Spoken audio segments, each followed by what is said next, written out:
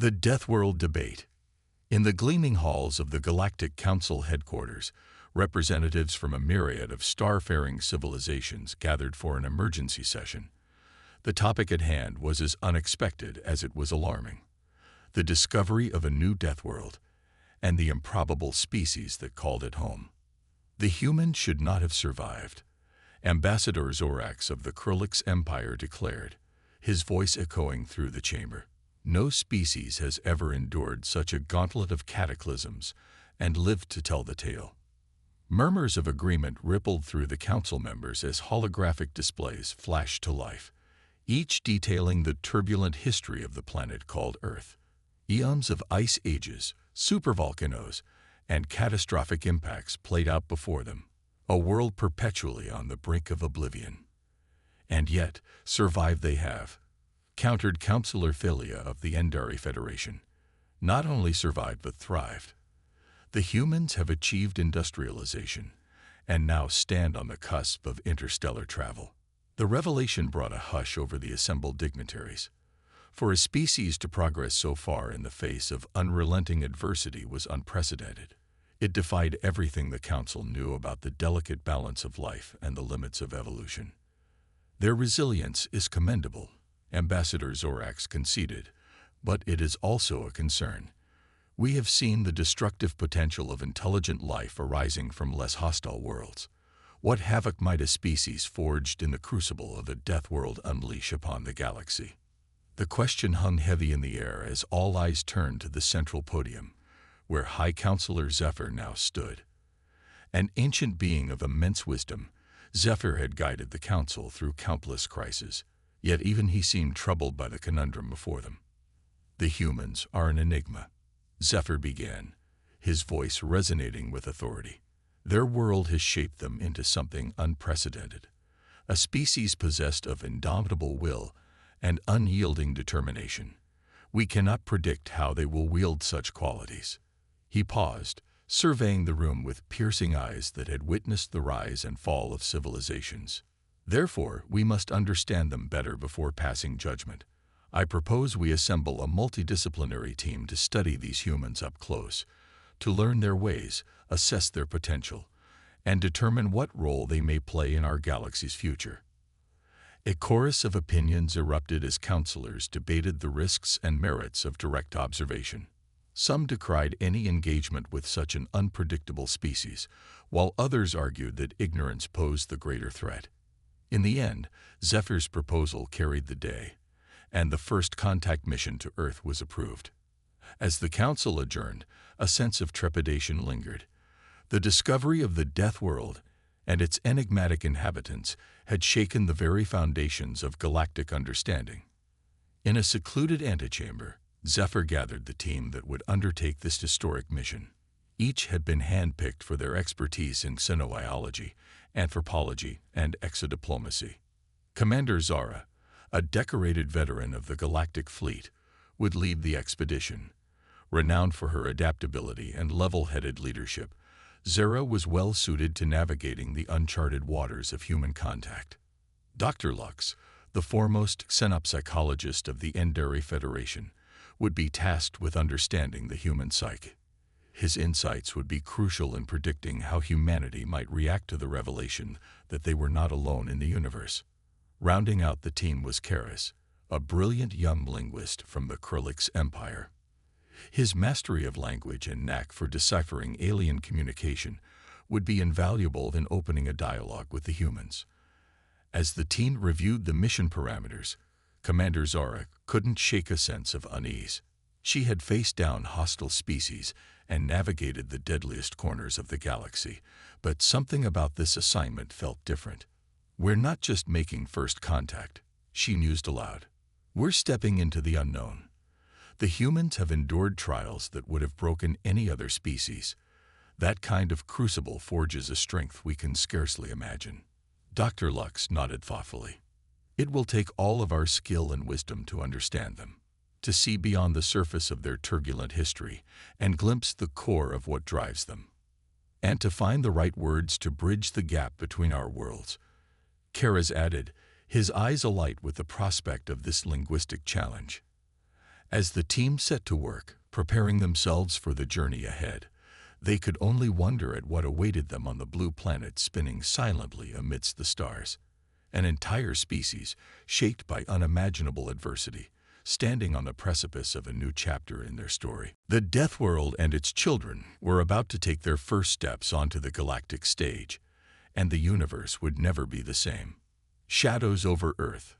The sleek vessel slipped into Earth's orbit, its cloaking technology rendering it invisible to the planet's primitive detection systems. On the bridge, Commander Zara and her team looked out over the world that had so confounded the Galactic Council. From this vantage point, the scars of humanity's turbulent history were laid bare. Sprawling cities stood amidst the ruins of ancient civilizations, while the night side glittered with the fires of 1,000 wars. It was a world perpetually teetering on the brink, yet somehow never quite falling over the edge. "I've never seen a planet so ravaged," Dr. Lux murmured, his gaze sweeping over the readouts from their initial scans. The atmospheric composition, the radiation levels, it's a wonder anything can survive down there. Karas, the linguist, pointed to a patch of green amidst the urban sprawl. And yet, life persists. Look, parks, gardens, even in the heart of their cities. There's something to be said for that kind of resilience. Zara frowned as a new set of data scrolled across her screen. Resilience is one thing. But this is something else entirely. She gestured to the readouts, which detailed a staggering array of weapon systems and military installations dotting the planet's surface. For a species that had yet to achieve faster-than-light travel, the humans were heavily armed. "They're still fighting each other," Lux observed, a note of disbelief in his voice. "Even with the wonders of the universe at their fingertips, they can't seem to break the cycle of conflict." The revelation cast a pall over the bridge. For all the marvels the Council races had encountered in their journeys through the stars, they had never met a species quite so divided against itself. Zara's hand hovered over the command console, a new thought taking shape in her mind. If they're this aggressive towards each other, how will they react to us? We could be walking into a powder keg. It was a sobering thought, and one that weighed heavily on the team as they debated their next move. Direct contact with such a volatile species was a risk, but so too was the prospect of leaving them unchecked. As the deliberations stretched on, a chime from the communications array broke the tension. Karas, ever the linguist, was the first to decipher the transmission. "It's a human broadcast," he said, his brow furrowed in concentration. "Some kind of news program, I think. But there's something else, too. An undercurrent of excitement, anticipation." He adjusted the translator matrix, and the human words filtered through the bridge speakers. "Historic day for all humankind. After decades of preparation, the Unity mission is ready to launch. In just a few short hours, our brave astronauts will embark on the first manned voyage to Mars, the first step in our species' journey to the stars." A hush fell over the bridge as the implications sank in. The humans, it seemed, were not content to remain confined to their Deathworld. They were reaching out, striving to make their mark on the galaxy.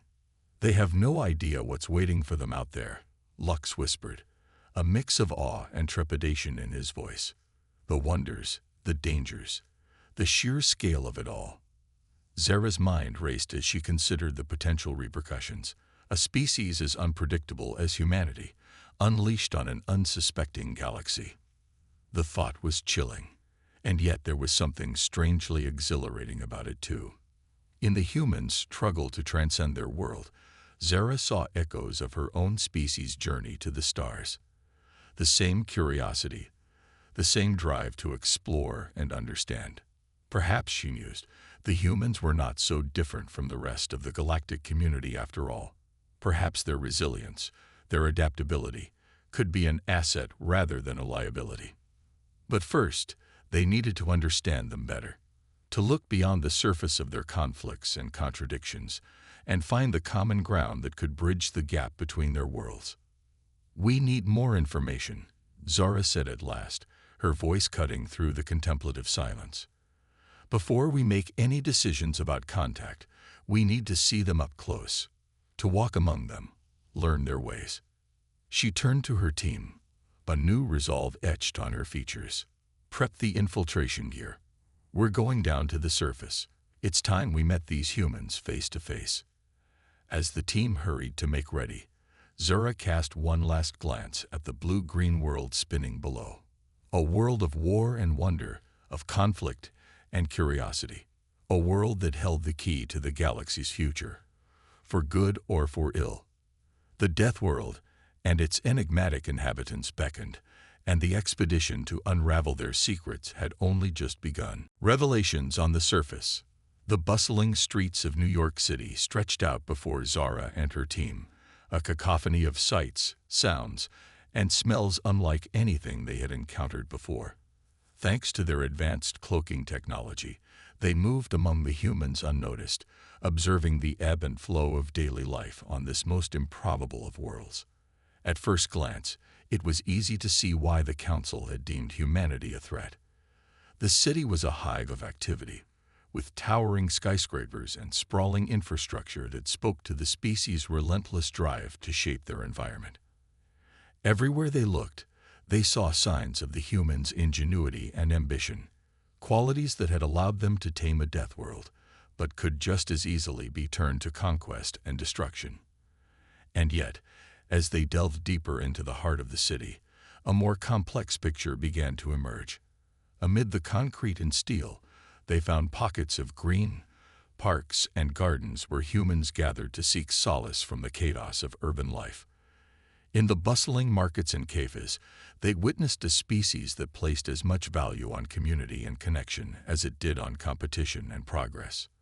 "They're not at all what I expected," Kara's mused as they paused in the shadow of a towering oak tree in Central Park. "For a species with such a violent history, they seem remarkably nurturing." He gestured to a nearby playground, where children of all colors and creeds played together under the watchful eyes of their parents. It was a scene of innocence and unity, a far cry from the fractured world they had seen from orbit. Dr. Lux nodded thoughtfully, his keen eyes taking in every detail of the human interactions around them. "It's a paradox," he said softly. "The same species that can wage war with such ferocity can also show such compassion, such capacity for love and empathy." Zara couldn't help but agree. The more they saw of humanity, the more she was forced to confront her own preconceptions about what kind of species could thrive on a Deathworld. The humans were a mass of contradictions, fierce yet kind, driven yet reflective, capable of both great destruction and great creation. As the sun began to set over the city, the team made their way back to their cloaked ship, their minds buzzing with new insights and questions. They had seen humanity at its most unguarded, and what they had witnessed had shaken them to the core. But their mission was far from over. As they pored over the data they had collected, a new discovery sent a chill down their spines. Hidden amidst the everyday bustle of human life were signs of something far more sinister, a covert weapons program of unparalleled sophistication. Advanced AI, quantum computing, nanotechnology. Kara's breathed as he scanned the intercepted communications. They're not just planning for interplanetary travel, they're preparing for war. The revelation cast a pall over the ship as the team grappled with the implications of what they had found. A species as volatile as humanity, armed with such destructive potential. The thought was chilling. And yet, even in the face of this new threat, Zara found herself reluctant to condemn the humans outright. After all they had seen, all they had learned about this remarkable species, it felt wrong to reduce them to a single fearful stereotype. "We can't judge them solely by their capacity for violence," she said at last, her voice heavy with the weight of her convictions. "Not without also acknowledging their capacity for greatness. For every weapon they build, there's a work of art, a scientific breakthrough, an act of compassion that speaks to the better angels of their nature." Dr. Lux nodded slowly, his expression pensive. "The Council sees a Deathworld and assumes the worst. But perhaps what makes humanity truly dangerous is not their aggression, but their potential. The potential to change, to grow, to surpass the limitations of their harsh beginnings and become something extraordinary. It was a sobering thought, and one that weighed heavily on the team as they prepared their report for the council. They had set out to unravel the mystery of the Deathworld and its inhabitants, but in the end, it was humanity that had unraveled their certainties and forced them to question everything they thought they knew. As the first tendrils of dawn began to paint the sky above the slumbering city, Zara knew that their mission had only just begun. The fate of two worlds, the Deathworld and the galactic community, hung in the balance, and it would take all of their wisdom and courage to navigate the perilous path ahead. For in the end, the greatest revelation of all was not about the humans, but about themselves, about the preconceptions and fears that had blinded them to the true complexity of the universe and the endless possibilities that awaited those brave enough to embrace the unknown. The Deathworld had given them a gift, Zara realized, a chance to see beyond the surface, to grapple with the paradoxes and potential of life in all its forms.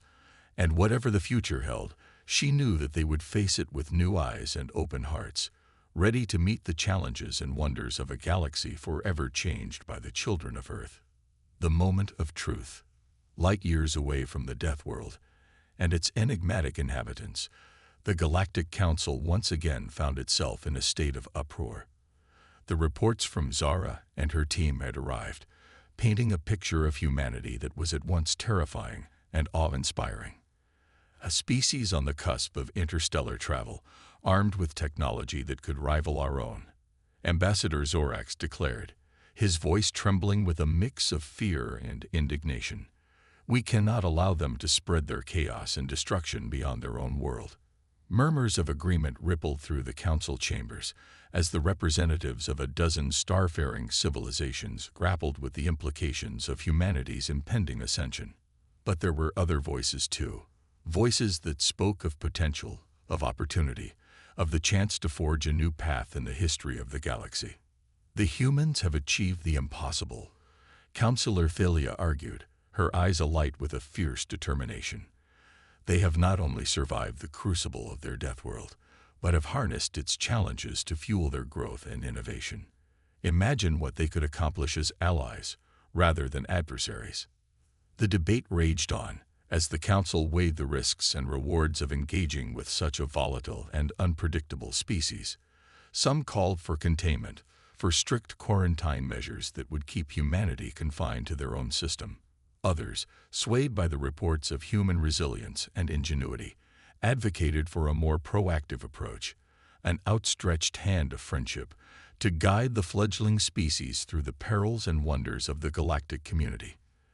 As the deliberations stretched on, Zara found herself torn between her duty to the Council and her growing respect for the humans she had come to know.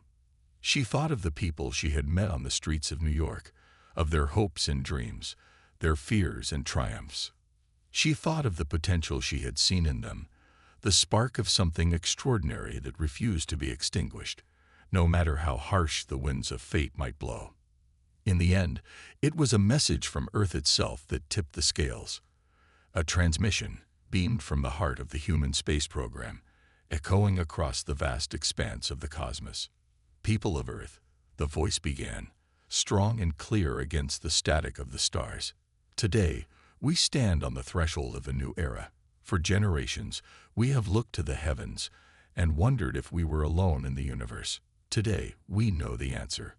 A hush fell over the council chambers as the implications sank in. The humans, it seemed, had not been content to wait for first contact.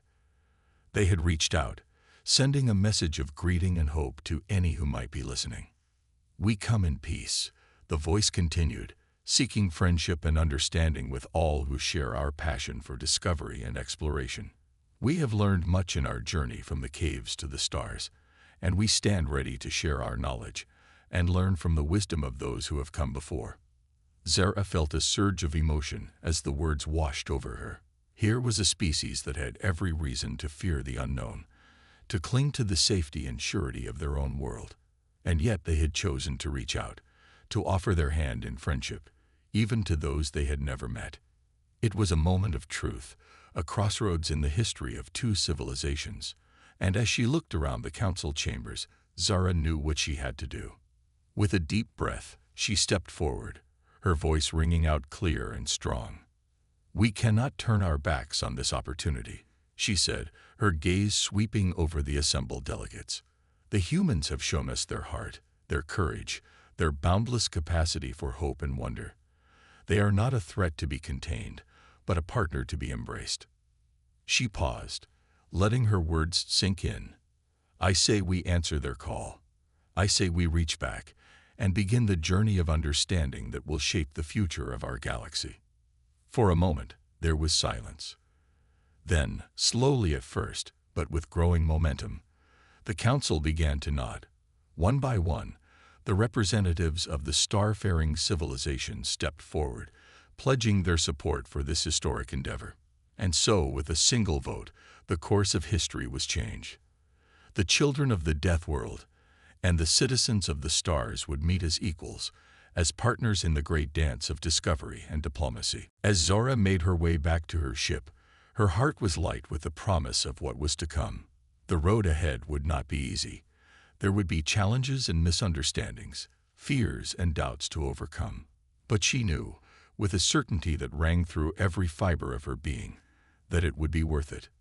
For in the end, the true gift of the Deathworld was not the strength it had forged in the fires of adversity, but the hope it had kindled in the hearts of all who looked to the stars and dreamed of what might be. And as the first tendrils of that hope began to spread across the galaxy, Zara knew that nothing would ever be the same again. A new dawn. The meeting room was unlike anything the human ambassadors had ever seen. Holographic displays flickered with images of distant stars and alien worlds, while the air hummed with the soft vibrations of advanced technology. And yet, for all the wonders that surrounded them, it was the beings seated across the table that truly captured their attention. Zara and her team, the emissaries of the Galactic Council, regarded the humans with a mix of curiosity and cautious optimism. They had come so far, these children of the Deathworld, and now the future of two civilizations hung in the balance. "Welcome," Zara began, her voice warm and inviting. "On behalf of the Galactic Council, I extend our greetings and our congratulations on this historic moment." The lead human ambassador, a tall, silver-haired woman named Dr. Evelyn Saunders, inclined her head in response. "The honor is ours," she said, her voice clear and confident. "We have dreamed of this day for generations, and now to stand here, in the presence of those who have seen the wonders of the galaxy, it is humbling, to say the least." Zara smiled, sensing the sincerity behind the words. "Your journey has been a long and difficult one," she acknowledged. "The challenges you have faced, the adversity you have overcome, it is a testament to the strength and resilience of your species." Dr. Saunders nodded, her eyes distant with memories. "Our world has not been kind," she admitted, "but it has taught us the value of perseverance, of unity in the face of hardship. We have learned that we are stronger together than we could ever be apart." It was a sentiment that resonated deeply with Zara and her team. They too had faced their share of trials and tribulations on the path to the stars, and they knew all too well the power of a united front. As the conversation flowed, the two sides began to share their stories, their histories, their hopes and dreams for the future. The humans spoke of their long climb from the caves to the cosmos, of the wars and the triumphs that had shaped their civilization. The council representatives, in turn, shared tales of the wonders they had seen on their journeys through the galaxy, of the myriad species and cultures they had encountered. And slowly, tentatively, a bond began to form between them, a bond of understanding, of shared experience, of a common yearning to explore and discover. But even as the walls of distrust began to crumble, new challenges arose. For all their similarities, the humans and the council races were still fundamentally different, shaped by the unique pressures of their respective worlds. "Your technology is impressive," Dr. Saunders observed, her gaze lingering on the sleek lines of the council ships visible through the viewing ports.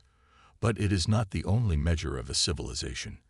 Our strengths lie in our adaptability, our creativity, our relentless drive to innovate and improve. Zura nodded thoughtfully, recognizing the truth in the words. And those qualities will serve you well in the galaxy at large, she agreed. But they must be tempered with wisdom, with restraint, with a respect for the delicate balance of the cosmos. It was a delicate dance, this negotiation between two worlds. Both sides knew that the stakes were high, that the decisions made in this room would echo through the ages. And yet, even as the tensions mounted, there was a sense of excitement, of possibility, of a new chapter unfolding in the story of the universe. We have much to learn from each other, Dr. Saunders said at last, her voice rich with emotion. Your wisdom, your experience, your knowledge of the stars. These are gifts beyond measure. But we too have much to offer. Our resilience, our ingenuity, our boundless capacity for growth and change. Zara felt a swell of hope at the words. Here, at last, was the key to bridging the gap between their worlds. Not a submission, not a conquest, but a partnership of equals, each bringing their own strengths to the table. Then let us begin, she said, her voice ringing with conviction. Let us forge a new path together. A path of cooperation, of exploration, of endless possibility. And as the human and council representatives clasped hands, sealing the agreement with a gesture of trust and goodwill, a new era dawned over the galaxy. The children of the Deathworld had taken their place among the stars, and the universe would never be the same. In the years that followed, the alliance between Earth and the Galactic Council would face many challenges. There would be misunderstandings and disagreements, moments of doubt and uncertainty. But through it all, the bond forged in that first historic meeting would endure. The humans would bring their indomitable spirit, their boundless curiosity, their unyielding determination to the great galactic stage. And the council races would offer their wisdom, their guidance, their steadfast support as the fledgling species found its way. Together, they would chart new courses and discover new frontiers, pushing the boundaries of what was possible and redefining the very meaning of civilization. And always at the heart of it all would be the memory of that first fateful encounter. The moment when two worlds, forged in the crucible of adversity and the fires of hope, came together to shape the destiny of the galaxy. The Deathworld had given rise to the most improbable of species, but in the end, it was the children of Earth who would give rise to the most improbable of futures, a future of unity, of wonder, of endless reach for the stars.